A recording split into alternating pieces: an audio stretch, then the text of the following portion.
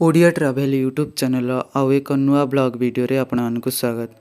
आज आम अच्छु नयागढ़ जिलार रणपुर ठारे अवस्थित माँ मणिनाग मंदिर निकटरे, जहाँकि खोर्धा ठारू 45 किलोमीटर एवं बालुगाँ ठारू 48 किलोमीटर दूर रे अवस्थित। एही जगार माँकर दुईटी मंदिर अच्छी, गोटे होची पहाड़ उपरे आउ गोटे पहाड़र पाददेशरे। एबे आपण देखुछंती पहाड़ पाददेशरे थिबा माँ का मंदिरर सामनार दृश्य। किछि समय परे आमे पहाड़ उपरकू जिबा एवं सेठाकार दृश्य मध्य देखिबा। एही पाखरे एक हनुमान का मंदिर मध्य अछि, जहाँकि एही मंदिर ठारू 100 मीटर दूर रे अवस्थित अटे। आपण से जगह को बाइक नहीं जाई परिबे, नचेत चलिकी मध्य जाई परिबे। तेबे चलंतु प्रथमे सेठारू बुली आसीबा।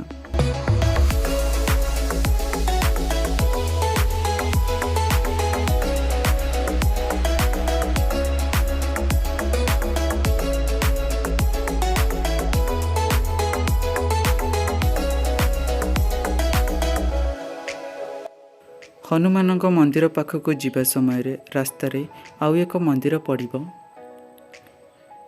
एहा होची संतोषी माँ का मंदिर।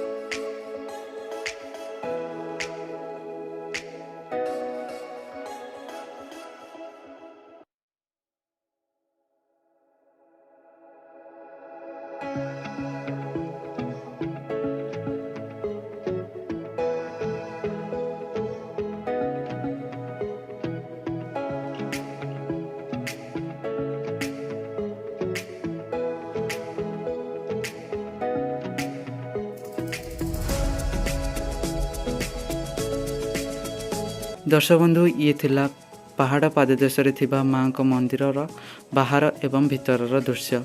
एबे चलंतु जीवा पहाड़ उपरकू, जहाँकि एठारू 3.5 किलोमीटर हब। जदि आपण को पहाड़ उपरे गाड़ी चलाइबारे कौनसी असुविधा होची, तेबे मंदिर सामने थिबा गाड़ी चालक सहित संपर्क करंतु, जे कि आपण को सुरक्षित भावे पहाड़र उपरकू नहीं जिबे।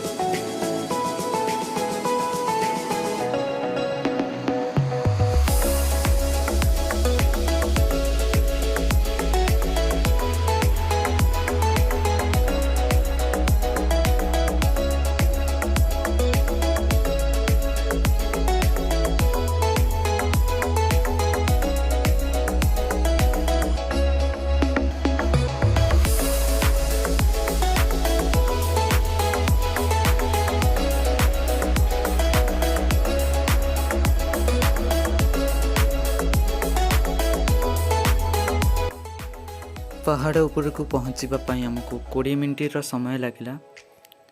एबे आपण पहाड़ उपरर दृश्य देखुछंती। एटा होची पहाड़ उपरु दक्षिण पार्श्वर दृश्य।